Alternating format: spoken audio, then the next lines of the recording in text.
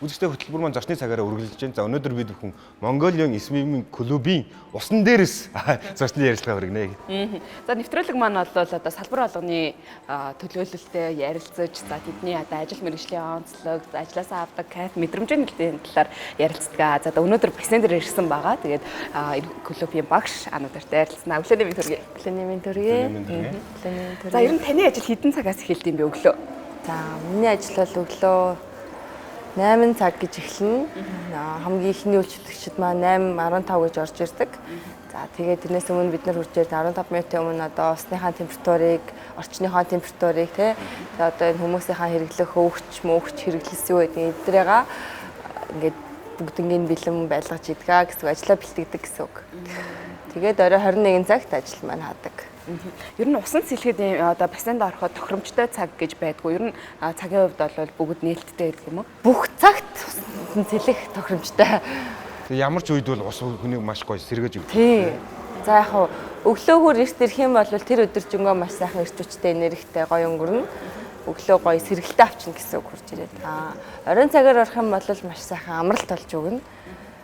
Усанд оройноос илчээ сайхан гэртээ араад унтахад нам унтнаа л гэсэн. Нойр сэрэхгүй гайгүй. Үгүй. Яг сайхан нөгөө өдрийн чинь алжаалыг усандаа сайхан тайлаад гэртээ араад унтахад яг бүх юм бэлэн байна л гэсэн. Би оройс илж болдгоо ах гэж бодоод байсан. Нойр сэрэгчтэй юм болоо гэсэн чинь бүр гоё сайхан амардсан юм биш үү тий? Улам бие амраад гоё тавираад тэг өдрийнхөө стрессийг сайхан усандаа гаргаад тэгэл Байнгол дүүргийн биеийн тамир спортын хороон дээр энэхүү бассейн маань байрлаж байгаа шүү дээ. Тэгэхээр ингээд нийтэд нээлттэй бассейн гэсэн үг.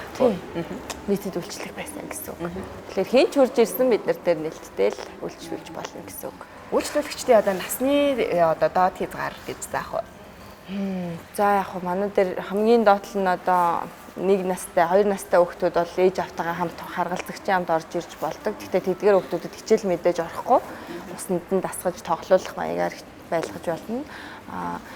5 наснаас дээш нэ хязгааргүй насны үйлчлүүлэгчдэд сургалт ордог гэсэн. Бүр тэгэхээр чи бага насны хүүхдүүдтэй ээж аав нар маань өөртөө хариуцаад бас усандаа тасгаад энэ нөгөө манайхад ч одоо нөгөө нэг устай харьцах улирал нь их цөөхөн. Тэгээ ингээд усанд орох газрууд их бас цөөхөн байдаг учраас тий ихэнх хүмүүс их айцтай байдаг штэ тий усанд сэлэх тал дээр.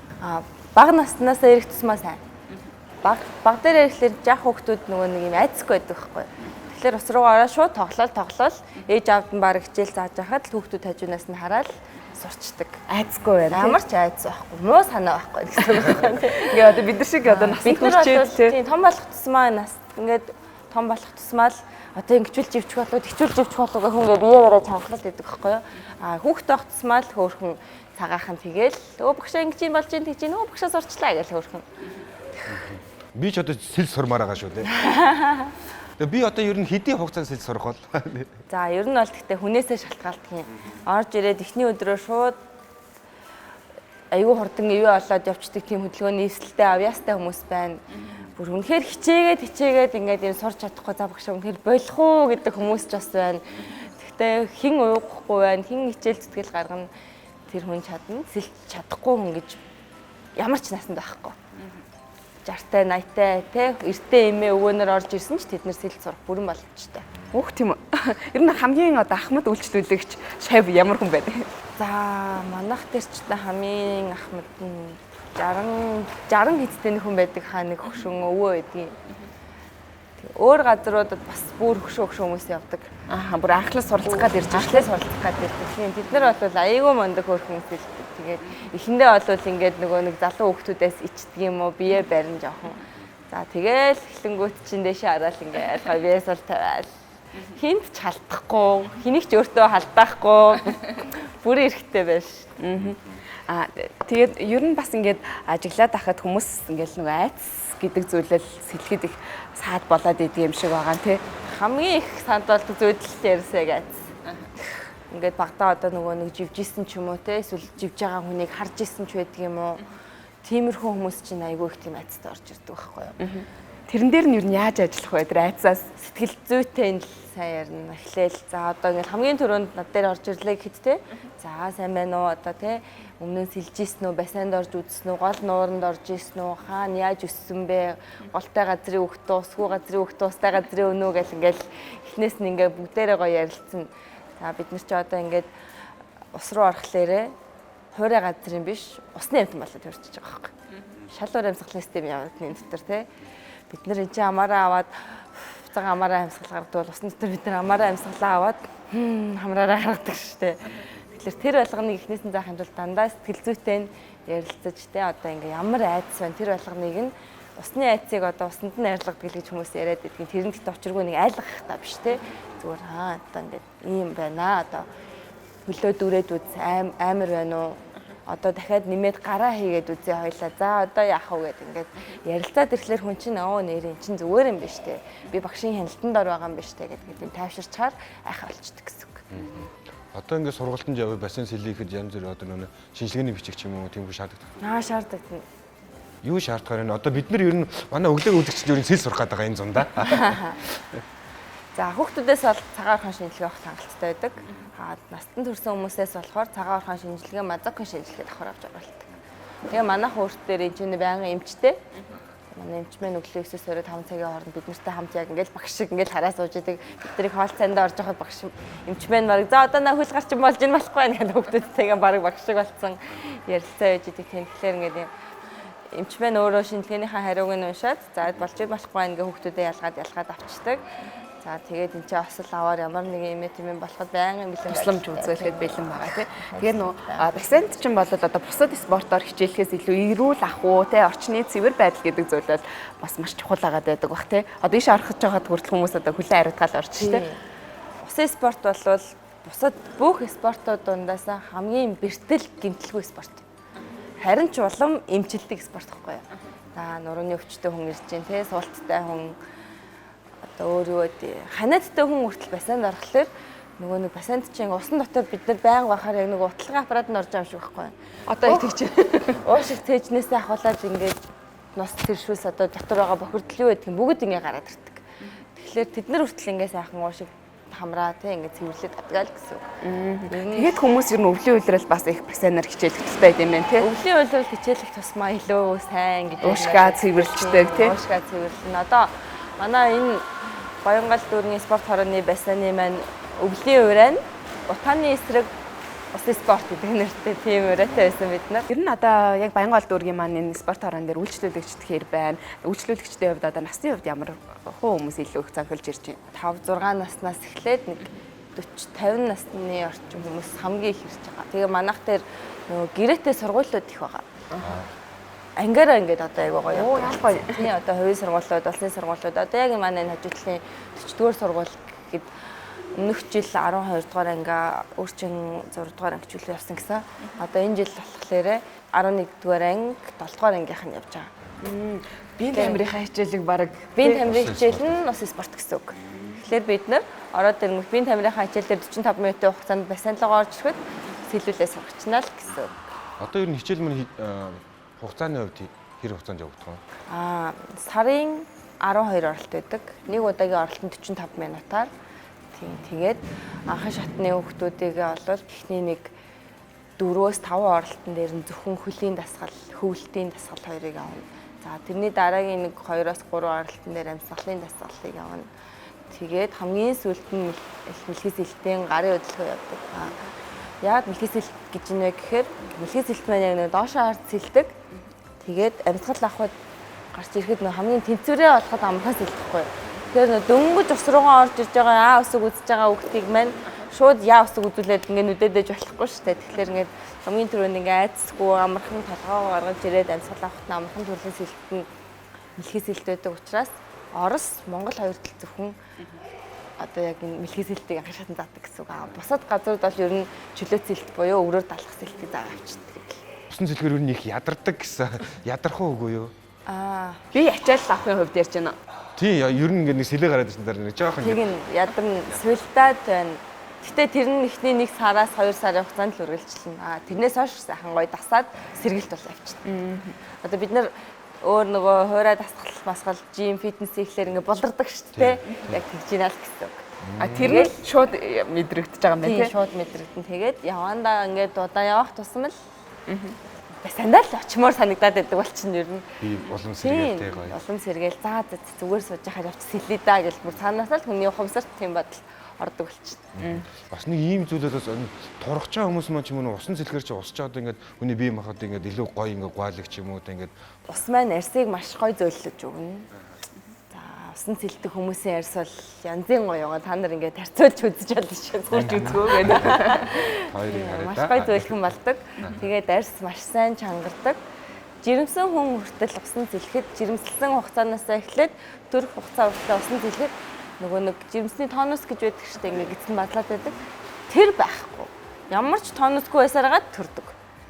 Энэ маань бид нар нөгөө нэг том биетэй халин усанд тэр жиггүй сэлээд байдаг шүү дээ, тий. Тэр шиг нөгөө хүний чинь ингээд тус маань гоё өргөд өгчнө. Тэгэхээр тэр ээжийн нуруу яаж амарх вэ? Би яаж гоё хөнгөрөх вэ, тий? Ямар ч ядралтгүй байгаа хүн чинь яг тэр гоёороо байж сараагаал төрчдөг байхгүй. Ер нь бас нөгөө жирэмсэн үед зөвшөөрөгддөг тасгал хөдөлгөөн бол цөөхөн шүү дээ, тий. Тэгвэл тэрний нэг нь бас тийм ер нь маш дээгүүр баригдлаа шүү усан цэлэлт болоод. Турхын хувьд одоо бас хүмүүс их сонирхдаг шүү дээ, тий. Хэр үр дүнтэй байдаг вэ? Турхад. Миний хувьд бол яг усан спортоор хичээлүүлээд би яг сайн тургаана гэдэг бол багш биш. Тийм. Гэхдээ яг хав зүгээр мэдээж үр дүн өгн хүн хөдөлж л байгаа. Усан дотор байгаа ч гэсэндээ харагдахгүй ч гэсэндээ бидний хөл сурсаж л байгаа. Бүр ингээ нүүр нь мэдчитлээ болоочаас хэлээд байгаа өөр юм. Тэгэхээр чин ямар нэгэн калори шатж байна гэсэн үг үү тий. Арай өөр усны аэробик ч юм уу. Тиймэрхүү юм хийдэг хүмүүс бол хангалттай хэмжээгээр турж байгаа. Тэгэхээр тодорхой хэмжээнд мэдээж тасгал хөдөлгөөн учраас зүгээр жирийн сэлэлт хийх юм бол учиргүй нэг лаг ингээд фитнес хийж байгаа юм шиг турж мэдрэгдэхгүй ч гэсэндээ хүний ингээд би ингээд нөгөө чангараад арьс чангараад ирэхлээр ингээд фигуртай харагдаад эхэлдэг. Ер нь бол усан спортч одоо хүний бүхэл биеийг одоо ингээд хөгжүүлэх. Бүх биеийг хөгжүүлнэ. Яг гоё жиг хөгжүүлнэ. Бүх биеийн булчин жиг хөгжнө. Фитнесийн тамирчид ч юм уу фитнесээр хичээлдэг хүмүүсийн нөгөө хамгийн том булчингуудын дийлэгтэй хөгждөг штэ эхэлж том хөөдөг те. Усан спорт бол бүх биеийн бүх булчин яг жигд нэг хэмжээгээр гоё хөгжүүлж чаддаг. Багасаа явах тусмал гоё юм биетэй болно. Гоё биетэй болно л гэсэн. За саяны яриа бол тэ ингээд дандаа юм сонирхогч тэ ахлах суралцагчдад илүү хэрэгтэй мэдээлэл авсан болоо гэж бодож байна. Тэгээд яг ингээд бас тууштай хичээлээд тэ бас яг ингээд тамирчны хувьд бас ингээд хөгжих боломж юу нэг спорт дээр хэр байд юм бол манай монголчууд бас сүүлийн үеийн жилүүд бас олон улсад ч гэдэг юм уу тэ маш их амжилттай байгаа харагддаг. Тийм. За сая жишээлбэл хамгийн сүүлд Таиландын одоо нээлттэй улсын аврал шалгаруулах тэмцээн гэж болж байгаа байхгүй юу? Нээлттэй тэмцээн гэхээр одоо аль ч улсын тамирчид орж болно гэсэн. Тэн дээр манай Монгол улсын тамирчид оролцоод маш олон медаль авлаа. Тэр маань одоо олон улсад айгүй өндөр чанартай тэмцээн гэх юм уу? Айгүй мундаг тамирчид тэр тэмцээн дээр оролцож байгаа. За тэндээс манай Монгол улсын олон улсын хэмжээний мастер их хүслэнгээ тамирчин маань оролцоод 2 төрөлтөлөөд медаль авсан байсан. Тэгсэн чинь Америкийн Флорида мужийн ямар сургуулиас илээд 4 жилийн 100% тэтгэлэг авсан. Тэр тэмцээнд оролцсон учраас амжилт үзүүлсэн учраас шүү дээ. Тэгэхээр чин тэр хүний хувийн амьдралд аягүй сайн нөлөө үзүүлж байгаа ч тийм. Тэгэхээр зөвхөн одоо бие мах бодоо хөгжүүлж гин хүн оюунаач бас хөгжүүлэх юм байна. Манай монголчууд бас амжилттай байгаагийн жишээ тийм. Амжилттай байгаа юм. За манай нэг хурлын жишээлбэл одоо бүр юу яасан байгаа. Одоо манай энэ Mongolia Swimming Club-ийн бүр анх үүсгэн байгуулагдсан цагаас ахвалж хичээлж исэн манай охин байна. Тийм. Дотоодын урлагийн тэмцээн ер нь ямар хуу тавтамжтайгаар болг юм бэ? За жилд нэг 4-5 тэмцээн болдог ер нь бол одоо сүүлийн үед аюул олон клубүүд шинээр нэг бий болж байна. Тэгээд тэр клубүүдийн нэрмжит тэмцээн гэж бас аюул их нэмэгдэж одоо сүүлийн үед аюул орж ирж байгаа. Тэгэхээр тэр хүмүүс нь өөрсдөө санхүүжүүлээд тэмцээнээ өөрсдөө бий болгодог. Тэрийг нь Монголын Улсын спортын холбооноос дэмжин зохион байгуулж явуулдаг гэсэн үг. Тэгэхээр одоо клуб ихсэх тусам манай оролцогчдын тэмцээн аюул их болж байгаа гэсэн үг. Өсвөр эдэрчүүдийн улсын арга шалгаруулах тэмцээн мэдээж байна. За насан туршидтын улсын арга шалгаруулах тэмцээн байна. За тэгээд манай Улсын спортын холбооны ерөнхийлөгчийн нэрмжит тэмцээн гэж болдог. Тэр тэмцээн байна. За энэ гур бол яг зайлшгүй тамирчин хүний оролцох хэвээр хамгийн том тэмцээн байдаг гэсэн үг. За энэ дээр нэмэх нь нөгөө нэг клубын нэрмжит тэмцээнүүд ороод ирсэн байна тийм. Энэ одоо томоохон хэмжээний тэмцээнүүдэд ороход тэр хүн одоо яг тамирчны хэмжээнд байхад хэдийн хугацаа шаарддаг юм бол хүнээсээ харилцаа адилгуулах л да тийм. Тэгэхээр бас хүнээсээ шалтгаална. За одоо манай клубд нэг охин байгаа. 11 настай охин. Тэрийг 10 настай байхад нь манай нөгөө ээлжний багш олж хараад анхан шатнд сэлж яхад зүгээр л сонирхогчоор сэлэх гэж орж ирж яхад нь олж хараад айгүй юм өндөр мундаг чацтай охин байсан юм байна л да. Тэнгүүт манай нөгөө багш олж хараад чамайг дугуйлан намаар байна. Тэгсэн чинь нөгөө юу яриад байгаа юм бэ гэсэн юм шиг байна. Би чинь ерөөсөө сэлгүй шүү дээ дээ. гэдэг. Би сэлж чадахгүй штэ гэд. Тэгсэн чинь ээж автаа шууд болцаад тэмцээнд оруулмаар байна. Энэ хүүхдийг би ингээд тамирчин болгож авмаар байна гэд 8хан өдөр тэмцээнд бэлдээд улсын аврагт оруулчихсан байна. Тэ амжилттай юм. Тэр үед амжилт мэдээж үзүүлээгүй. Тэгтээ ер нь тэмцээн ийм юм байдаг байна гэсэн ойлголттой болчихж байгаа тэр хүүхд чинь. За тэгээд тэрнээс 2 сарын дараад нь дахиж өөр тэмцээн болсон. Тэрнээс эхлээл ерөөсөө хүрэл медалаас эхлээл одоо бол байнгын алтан медаль авдаг тамирчин болсон байгаа. Тэгэхээр тэр охин маань одоо хичээлээд 1 жил болж байгаа тамирчин гэсэн үг шүү дээ. Маш амжилттай. Хичээлээд 8 хоногийн дараа улсын аврагт орсон биш үү дээ. Тэгэхээр тэр хүний хувь хүний хичээл зүтгэлээс их болно. Бас нөгөө нэг хувь хүний характераас бас их болно. Аюу мундаг сэлдэг хүүхдүүд байна. Аюу мундаг бэлтгэлээ яс хийдэг те. Хий гэсэн болгоныг хийдэг. Бүр ингээд өөрөөсөө жоохон дүүнэрээ хүртэл за багш ингэсэн шүү. Та нар багшигаа хуурахгүй хийн шүү гэдэг хүүхдүүд маань хүртэл яг тэмцээн болохоор багшаа би явахгүй. Гэт ингээд савчдаг. Тэгэхээр тэмцээн орлаа гэхээр бас нэг арай өөр сэтгэл зүйн шал өөр яваад байна тийм. Тэгэхээр бас яг одоо манай дээр бол яг анхан шатнаас эхлээд мэрэгжлийн тамирчин хүртэх бүх шатны хүүхдүүдийг хичээлүүлж байгаа гэсэн үг. Усан сэлэлтийн одоо багш нарын маань одоо яаж юу н багш болд юм бэ одоо тийм сургууль байна эсвэл яг тамирчид маань ингээд буцаад одоо тийм сэлэлтийн багш игээд байна уу? За одооний багш нар гэх юм бол одоо яг Монголд багшилж байгаа багш нарын хувьд гэх юм бол за дийлэнх нь яг одоо надад багшилж ирсэн миний багш нар байгаа.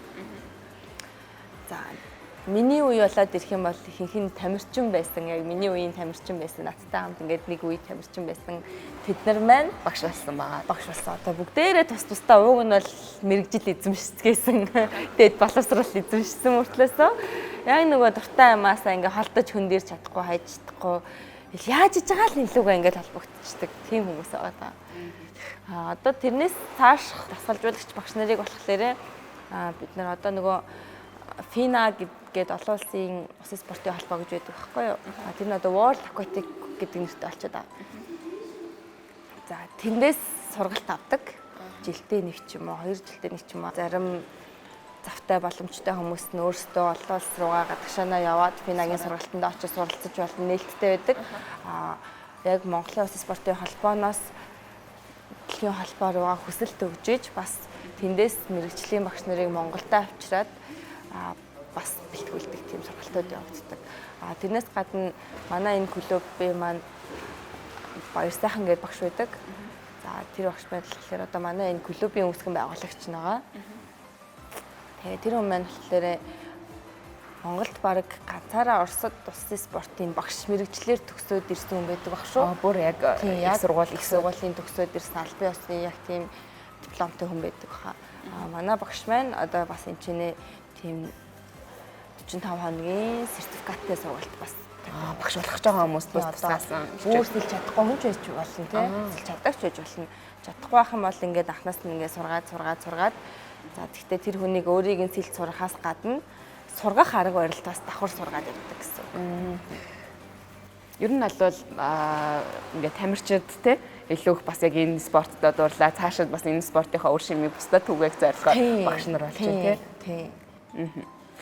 Монголд одоо бас маш гоё юм бассейнууд те клубүүд нэгдэж байна. Тэгээд тэдний одоо стандарт гэдэг юм уу те зүйлс бол маш гоё шинжлэгдэж байгаа. Ер нь ингээд усан спорт Монголд хөгжиж байгаа байдлыг ер нь юу гэж харж байна? За сүүлийн үед бол ер нь аягүй эрчимтэй хөгжиж байна. Одоо баг 21 аймагаас маань баг нэлийн 10-аад нь ч юм уу баг бассейнтэй болсон байгаа ах шүү. Зарим улсын аваргын тэмцээнүүд бүр Өвөр хангай, Сүхбаатар, Сэлэн гэдэрт хүртэл одоо болж байгаа. Тэгэхээр стандартыг хангаад байна гэсэн үг. Стандартын дагуу тэр газрууд маань бассейнтэй болж гинэ л гэсэн үг. Өмнө нь ч болвол ерөөсөө Эрдэнэтийн хангаар цогцлбор Улаанбаатар хотын төв бассейн гэдэг л 2 бассейн байлаа шүү дээ. Одоо бол маш том гоё дэлгэрж байна. Саяны нэг сарын өмнө болсон өсвөрийн эдэрчүүдийн улсын аварга шалгалт тэмцээнд гэхэд 23 клубын 458 тамирч оролцсон. Энэ бол маш өндөр үзүүлэлт байхгүй юу? Өмнө нь Бас тэмцээнүүдэд хөдөө орон нутаг зохион байгуулагдах шүү басан тий. тийм саяны өнгөрсөн тэмцээн маань болохоор Эрдэнэ дотоод зохион байгуулагдсан. Тэнгүүч манай тэмцээн чи өмнө ингээд ус спортын улсын аврах шалгаруулах тэмцээний 3 хоногийн дотор хангалттай байж болдог байсан бол одоо бол тэрэндээ хүрэхгүй ш. 3 хоногийн дотор арай гэж ингээд амжилж байгаа байхгүй юу. Тэгэхээр одоо тэмцээн маань баг 5 хоног, за бүр 7 хоног ч үж болдог болж магадгүй ингээд тамирчдын тооролцогчдод маань ингээд ихсэж гин тамирчдын маань чанар нь ихсэж гин ингэх тусмал бид нэр тэмцээнээ зохион байгуулж байгаа талын хүмүүс маань чанаржуулаад яваад байгаа л гэсэн үг. Тэгээ манай холбоо маань бол сүүлийн үед ихтэй үнэхээр маш сайн ажиллаж байгаа байсан. Аймагуд руу бүр ингээд за дүүрэг болгон дээр баг бас яг ингээд төрийн өмчөд бассейн тий хичээлж байгаа. Тийм саяхан хэдхэн хоногийн өмнө Налах дүүргийн ус спорт сургалтын төвд улсын комиссарч байсан. Тэгэхээр налах дүүрэг маань бас яг Одоо бас тийм бас нэг манай одоо хамтран зүтгэгчээр ч юм уу өрсөлдөгчөөр ч юм уу нэмэгдэж байна л гэсэн үг тийм. одоо энэ бидний хойно харагдаж байгаа тий бассейны маань одоо стандарт жишээлбэл одоо өндөр хэмжээ нь ямархуу байд юм бол ер нь одоо ихэвчлэн 3 замтай байгаад байдаг шүү дээ тий. За яг одоо нөгөө стандарт бассейн бол 25 м урттай, 50 м урттай гэж хоёр янз байдаг. Дэлхийн нийтээрээ. За манай энэ бассейн маань бол 25 м урттай, 4 замтай. Тэгээд 2 м-ийн гүнтэй байгаа. Наашаага бол наатлын замууд нь бол арай бага. Эсвэл яг жигт яг зөвөр нөгөө анхны шатны хүмүүс тэгээд нөгөө бага насны хөвгөлн хөрхгүй хүмүүстэй ингээд зориулаад нөгөө нэг юу байдаг байхгүй. Бассейныхаа хүрээ дагсан юм жижиг гişгүр байдаг. Тийм. Тэгэхээр тэрэн дээрээ гიშгэ зогсчиход асуудал гарахгүй гэсэн үг. 2 м гэдэг чинь намайг давах нэ. Би орой зогсвол намайг давна гэсэн үг. Давш та. Яа гэж гинт айцсан те. Монголд ер нь нөгөө 2 м-тэй үн чи их цөөхөн шүү дээ. Нүүгд чи энэ дээрээ л ингээд зогсоод байгаа нь авсан дотор хөвөөл наар гарч ирээд байгаа юм биш те. Толгоор гарцсан ингээд явж муу зогсоод байхаар усан дээр зогсоод ийн гэж ядсан чинь. Одоо ер нь 100 цаг болоод одоо хүмүүс бас гол их сэлдэг штэ. Тэгэхээр одоо бассейн гол хоёрын ялгаа байгаа сэлэлтийн ч юм. За урсгал ус тогтмол ус хоёр гэдэг бол нэрнээс агуулаа шал өөр. Шал өөр байна. Тогтмол усны сэлээ сурцсан хүмүүс голын усны сэлэхтэй жоохон айцтай байдаг. Урстай учраас тийм давлгаан цохогдоод байдаг. Голын усны сэлээ сурцсан хүмүүс тогтоол усны сэлэхээрээ бас нөгөө урсаад сурцсан хүмүүс чинь энчээ урж нэг урсгал багсан байхгүй болчоор багшаа чадахгүй байж тээ би чи уг нь нутагтай аймагтай голдоо сумнаас таалдаг штэ гэдэг. Энчээ болохгүй наа багшаа яах вэ гэдэг. Тэгээ нөгөө сэлэлтийн анхнаасаа сурсан хүмүүс чинь гол усны сэлэлт сурсан хүмүүс чинь мэдээж нөгөө мэрэгжлийн хүнээр заалгахаас шал өөр төвшөнд байдаг болохоор голын усны сэлэлтээ сурсан хүмүүс бассейны усны сэлэхлээрээ техникийн аягүй их тийм засвар ордог. Одоо яг нэг 100 цаг болж одоо нэг зүйлийг би яг асуумаар санагдав. Одоо гол руу ороод нэг жоохон нэг гинт огцом хөтөн ус руу ороод нэг жоохон гимтээд ч юм уу эсвэл би ингэ зочрол аваад янз янзын нэг жоохон гимтлүүд гараад идэв шүү дээ. Тэрэнд одоо ерөнхийдөө бид нар голын ус руу ороход те одоо 100 цагт сайхан гол гэж дахиж орохын өмнө ер нь өөртөө би халаалт ч юм уу эсвэл тэр усан жоохон хөлөөд өрөх хэрэгтэй юм бол анхан шатны. Тийм. Ер нь бассейнд орохдоо ч гэсэндээ одоо за мэдээж яг нөгөө дөнгөж анхлан шат ирж байгаа хүмүүст болонгот учир зүггүй нэг биеийг халаалгаад тасгал хийлгээд тахгүй. Эхлээд ороод эхний 10-20 минут уснаа зөөлднөөр дасаад баг хөдлөөд те яг нөгөө үндсэн дасгалаа хийж эхлэхийнхаа өмнө штэ. Одоо бүр огт чадахгүй хүмүүсийг бол миний хувьд ингэждэг байхгүй. Одоо энэ бассейныхаа ирэмгийг дагаад нэгтлийн булангаас нөгөөтлийн бол хүртэл алхачаа хүрээд дөр. Бариад ч хамаагүй. Зүгээр ханаасаа бариад алхачаа хүрээд дөр. Усны нь тасгаж байгаа байхгүй. Усны тэр температурт нь биеийг тасгаж байна гэсэн үг. Тэгээд ингээ алхаад ах юм бол надад айхан байхгүй байна гэдэг хүмүүс ойлгож өрдөрдөг байхгүй. Тэр 50 м алхачаа хүрээд ирэх хоорондоо. За голын усанд бол өстой нэрээ хөлөөд үрээд нөгөө бид нарыг толгоогоо ингээ нэг шавшдаг штэ. Ер нь тэгээд орж явах зүйтэй. Температуртаа өргөд тасгаад орж тасгаад орох зүйтэй. Сайн нөгөө нэг гол сэлдэг хүмүүс ингээ техникийн хувьд одоо ингээ суралцах шаардлагатай байдаг гэдэг чинь. Ер нь энэ техник гэдэг зүйл маань яагаад чухал хэрэгтэй байгаад байна? За ингээд ихэнх хүмүүсийн хувьд ингээд өөрөө би дагаа сурцсан ч байд юм уу ийм хүмүүс байгаад байдаг шүү дээ. Техникийн хэрэглээний хувьд одоо ямар давуу тал байд юм бол? За хурдан сэлэхэд техник мэдээж хэрэг болж байна. Одоо амьсгаа авахд ус залгиж харахад цацахгүй байхад техник хэрэг болж юм гэхээр ерөөсөө усны дотор байх бүхэл зүйл маань техник л хэрэгтэй. Тэгэхээр Хаана техникгүй ингэж байхгүй. Голын усанд цэлээд ирж байгаа нөхдүүд маань хүртэл нөгөө голынхоо техниктэй л явж байгаа байхгүй юу. Тэгэхээр зүгээр зөв техник, буруу техник л гэж байгаа. Буруу техниктэй ирж байгаа хүмүүсийн техникийг бид нар энэ чинь оруулж ирээд засаад янзлаад за сайхан боллоо гэд явуулна гэсэн. Хурдны хувьд за нөгөө нэг янз бүрийн эрсдэл гаргахаас бол сэргийлдэг байна шүү дээ тийм.